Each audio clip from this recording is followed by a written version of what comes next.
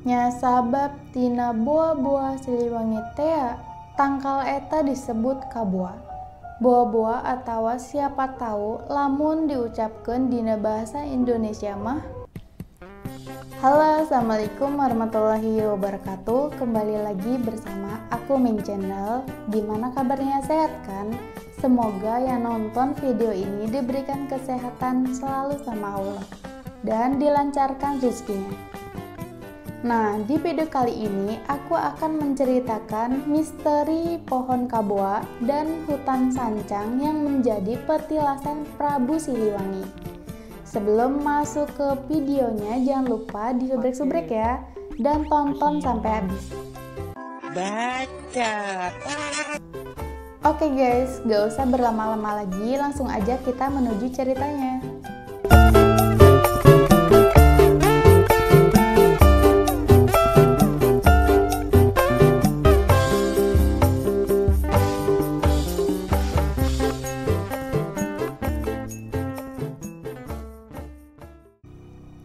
Bagi masyarakat Sunda, tak akan asing lagi dengan nama Sancang. Karena hutan di ujung selatan Garut itu termasuk tempat menaikkan ilmu kejayaan dan kanuragan yang tersebar di berbagai tempat. Ada Sancang 1 sampai Sancang 9 sesuai tempat mencari ilmu. Dilegendakan sebagai tempat tilem menghilangnya Maharaja Pajajaran. Sri Baduka Maharaja atau disebut Prabu Siliwangi secara mistis pun dikenal dengan Harimau Sancang yang dianggap jelmaan Prabu Siliwangi. Perkembangan zaman telah mengubah nama Sancang menjadi tak seangker yang dikira, akan berbanding terbalik dengan riwayat-riwayat dulu kala. Cerita harimau yang berlalu lalang dan pohon kaboa yang memiliki kesaktian sekarang telah diabaikan masyarakat. Sekarang ke Sancang hampir tak ada orang yang menemukan harimau atau pengalaman mistis. Mengunjungi Sancang bisa sekedar berwisata, meski masih dijaga kealamiannya. Masuklah dari Garut Kota menuju Jalan Bungbulang. Perjalanan sekira 5 jam akan disuguhi oleh pemandangan. Di Cikajang dijumpai kebun teh. Begitupun dari Bungbulang sampai Pameungpeuk dirindangi dengan pepohonan dengan jalan yang mulus. Dari Pameungpeuk dengan jalanan curam berbelok akan ditemui oleh suatu perkebunan karet dengan nama Miramare. Siang atau malam tak lagi sepi karena banyak warung pinggir jalan.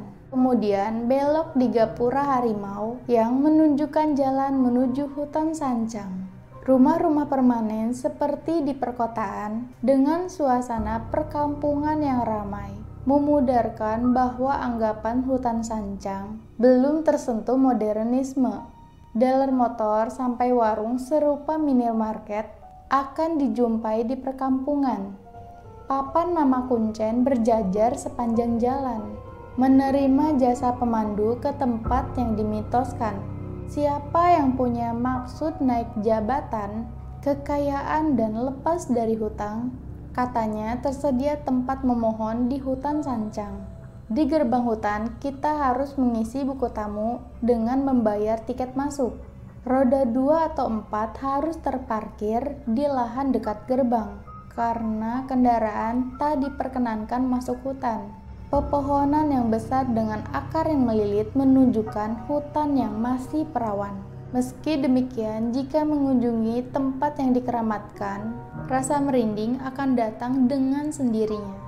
Sebab terdapat saung penunggu yang katanya tempat beristirahat menuju Cikajayaan. Di sana siapapun bisa bertapa, memanjatkan jikir-jikir di atas bebatuan dengan air yang jatuh menimpa petapa. Hutan Sancang memang masih alami, makanya masuk kawasan konservasi alam yang masih dilindungi pemerintah. Namun, hutan yang bersentuhan dengan samudra Indonesia ini sudah ramai oleh pemondokan nelayan, pemancing dan pengunjung yang hanya sekedar jalan-jalan di pantai Sancang Maka siapa saja yang pernah ke hutan Sancang sekaligus ke pantai Sancang belum merasa kenyang kalau hanya menikmati satu kali menikmati rimbunnya hutan dengan keindahan pantainya karena sudah menjadi objek wisata dadakan. Wajar kalau Sancang tak seangker yang dikira. Di pantai yang lebih banyak batu karang dan pasir putih yang menghampar, terdapat kampung nelayan yang bersebelahan dengan pohon kabua. Pohon yang diyakini tempat Prabu Siliwangi masih berdiri kokoh, memenuhi pinggir pantai yang secara mitos, di mana ada pohon kabua, di sanalah Prabu Siliwangi pernah ada. Pohon itu pun hanya tumbuh di pohon Sancang menggenapi berbagai petilasan atau bekas singgah sang Prabu seperti batu Cikajayaan, Karang Gajah, dan lokasi pohon kabua. Tempat itu dianggap suci sehingga tak seorang pun berani merusaknya. Siapa yang berani merusak, harimau Sancang siap-siap menerkam. Meski harimau tersebut jarang sekali ditemui. Asal muasal pohon kabua diyakini oleh masyarakat Sancang sebagai jelmaan Prabu Siliwangi dan pasukan-pasukan Siliwangi.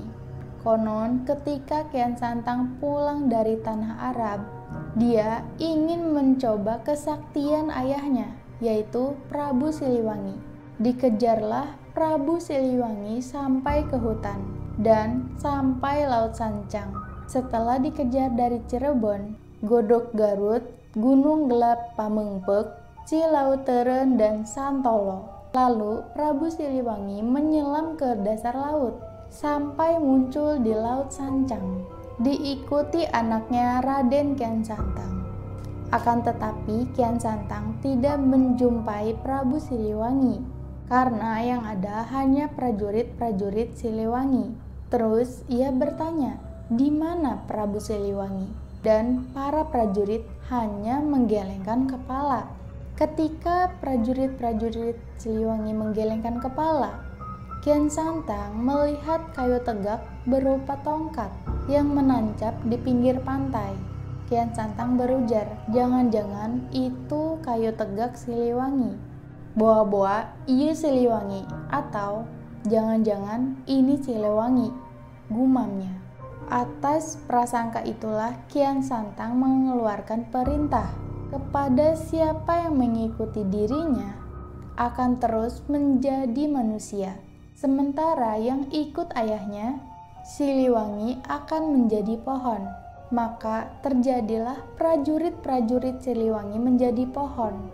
Maka jadilah prajurit-prajurit yang ikut Siliwangi menjadi pohon yang sekarang disebut pohon kabua. Nya sabab tina boa-boa Siliwangi tea, tangkal eta disebut kabua. Boa-boa atawa siapa tahu lamun diucapkan dina bahasa Indonesia mah, ya karena dari ucapan mungkin ini Siliwangi, sehingga pohon tersebut disebut pohon kabua. Ini pohon yang dianggap jelmaan pasukan Prabu Siliwangi itu menjadi pohon yang dilindungi pemerintah. Selain memiliki nilai sejarah, keberadaan pohon kabua juga berfungsi untuk menangkal abrasi pantai dari serangan ombak. Maka tak ada yang berani mengambil, apalagi merusak pohon kabua.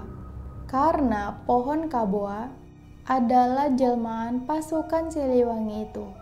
Mengenai keyakinan masih ada satu pohon kabua yang asli, yang dianggap jelmaan Siliwangi. Makna hanya satu pohon yang asli adalah berupa keyakinan kepada Yang Maha Tunggal, adalah Allah yang Maha Esa. Ketika manusia yakin bahwa Allah itu satu, hakikatnya sudah memiliki pohon kabua yang satu itu. Begitupun dengan nama Sancang. Diyakini memiliki arti sa, yang artinya sara saurang. Rasa urang ka batur, rasa batur ka urang. Satu rasa kita ke orang lain, dan rasa orang lain ke kita. Serta kata cang artinya menggantungkan diri ke yang maha memiliki, yakni Allah yang Maha Esa. Jadi sancang berarti bagaimana manusia saling merasakan perasaan manusia ke manusia, manusia dengan alam, dan manusia dengan Tuhannya. Maka itulah yang disebut sancang. Oke guys, itulah misteri pohon kaboa dan hutan sancang yang menjadi petilasan Prabu Siliwangi. Sobat Meng pernah ke sana? Komen di bawah ya. Dan jangan lupa di like. Sampai jumpa di cerita mistis selanjutnya.